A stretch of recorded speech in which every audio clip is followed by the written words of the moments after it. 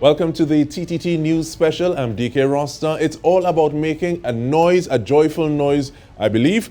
But I'm very happy to be joined by Nyol, Manswell, and Niques Francois, both co-founders and directors of B Entertainment. And we're talking about an event that is happening on Emancipation Day. Thank you so much for being a part of it. Thank you for inviting us, DK. Our supreme pleasure. Niques, let me start off with you, please. B Entertainment. What is the history of B Entertainment?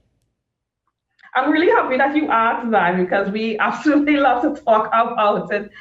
B Entertainment, we were established in 2017. We incorporated in 2018. And basically the idea behind the B Entertainment organization is to provide readily accessible spaces for young people to be trained in the performing arts, and then as well to provide income or income opportunities for these young people to continue doing their art. So we are twofold. We are about youth development in the performing arts sector, and as well as about enhancing the entertainment industry. We, both of us, Nyol and I, we started off as co-teachers. We taught together drama, music, and that's kind of where we started looking at the young people that we had under our care, realizing their immense brilliance and their talent, and wanting to do something for them so that they can develop into the persons that they were meant to be. All right, and Nyol, let me follow up on that in terms of asking you. You are a little more outgoing than many, Nyol, but at the same time, I'm sure that you may have experienced some access problems in the sense that people not realizing the amount of talent that you have. So how important is it to be able to create those spaces, those opportunities for people who are coming up behind you? DK, that's a very good question. And I think maybe it's because you know some of my history. That's probably why you are able to ask such a potent and pertinent question. But it is because some of those challenges that I have had, most people, or if people don't know, I am blind, right?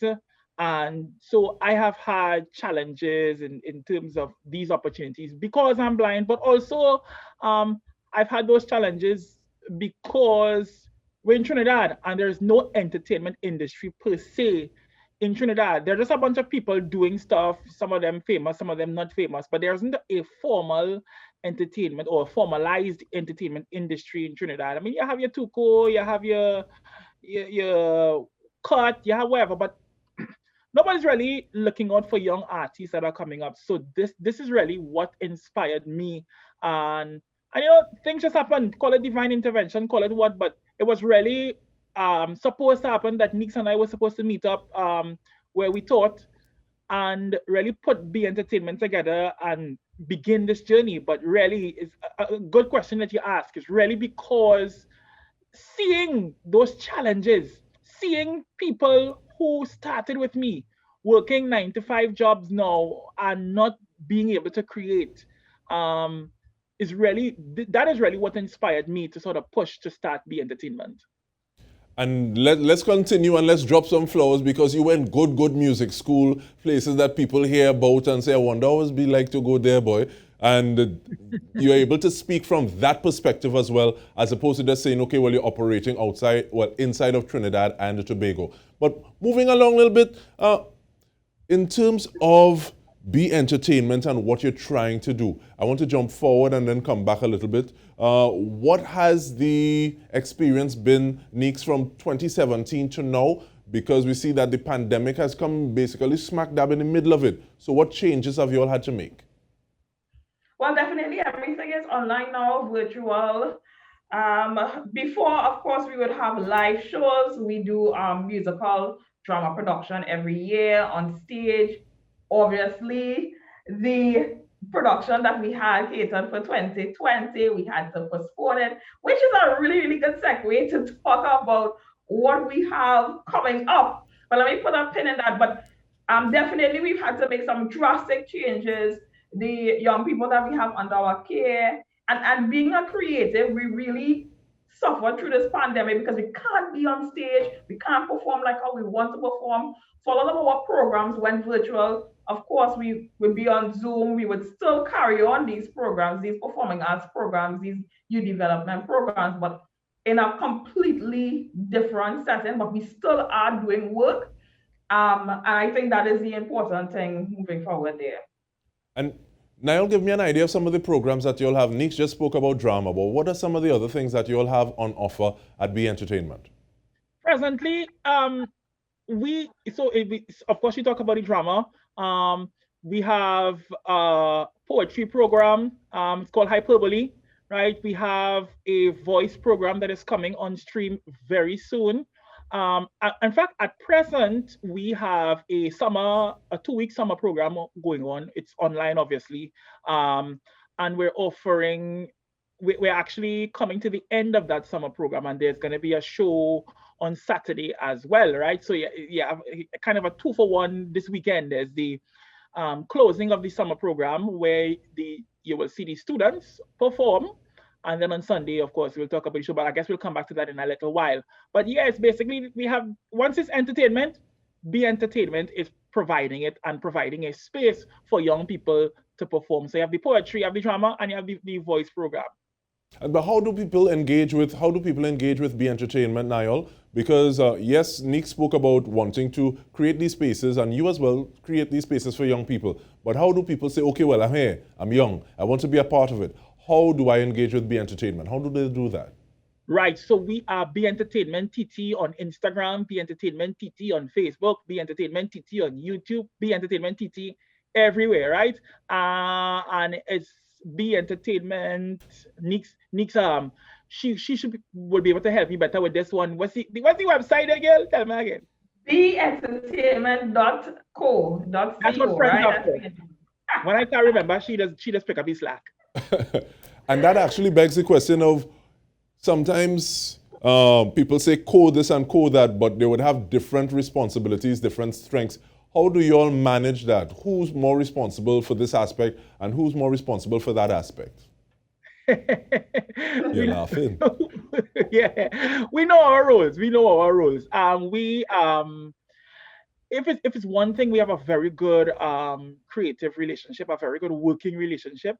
So she's usually the one that comes up with the ideas, the outlandish ideas, the great ideas that I usually take and refine, and so on and so forth. And then obviously planning everything. She's usually the one that plans everything, make sure that we finish, we meet all our deadlines. And I'm usually the one to say, all right, let's edit this, let's make sure this is okay. You know, that kind of thing. It's a really good working relationship that we have. Now, I find Nyol jump in front of that. I'm not sure if to ask Niques to give me a little yes or no, or whether or not Niques just going to laugh. But we'll think about it. We take a short break. We come back. We're talking about B Entertainment. Noise is on Emancipation Day. Stay with us.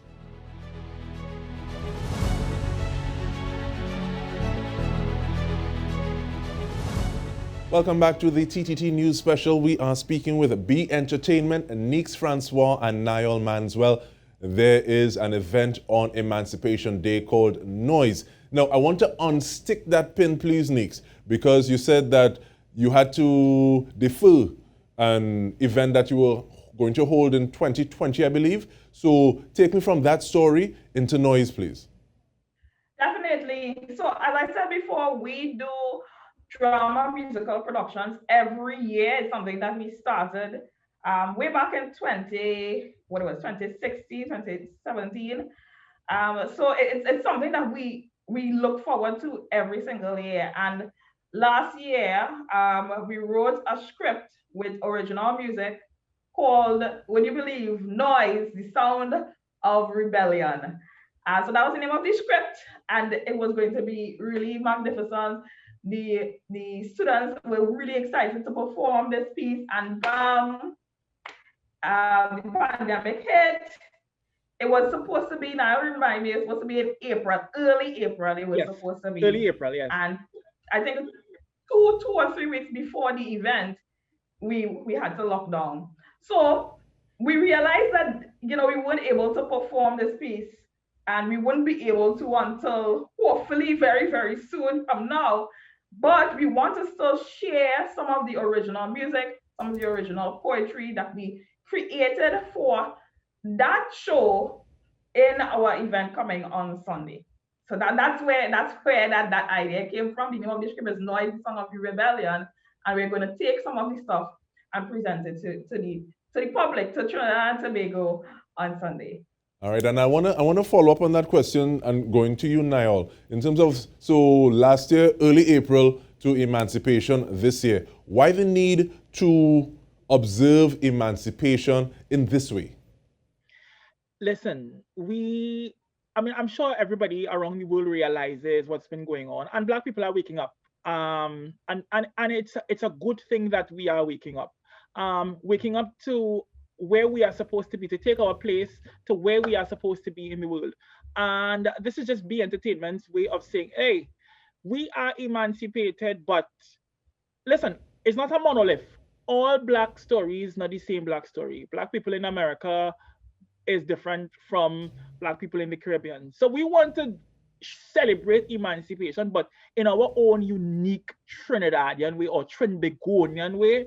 So, and that's where noise comes from. Like I said, when we say noise, it's not really to stir the pot and throw in too much seasoning and spoil the pot, but it's really to stir the pot and find a way, that synergy, that symbiotic relationship where we could celebrate ourselves and celebrate our emancipation, our freedom.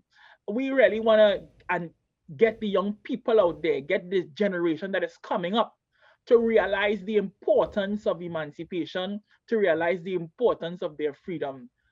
And that's where noise comes from. And that's why we want to celebrate in this way. It's vibes, you know, it's real vibes. No, I like the fact that you give me that analogy of the pot, so I go in with it. And so, while you say you might not want to put too much flavors, turn over the pot, some people mightn't like the flavors anyhow. So what kind of ingredients, what kind of music, what kind of poetry is going into the pot on Emancipation Day? Nice. I like that some people wouldn't like the flavors in the pot. That's okay. There's a space for everybody, and that is the wonderful thing about freedom. Not just emancipation, but freedom. When we free, if some of us are not free, then none of us are free.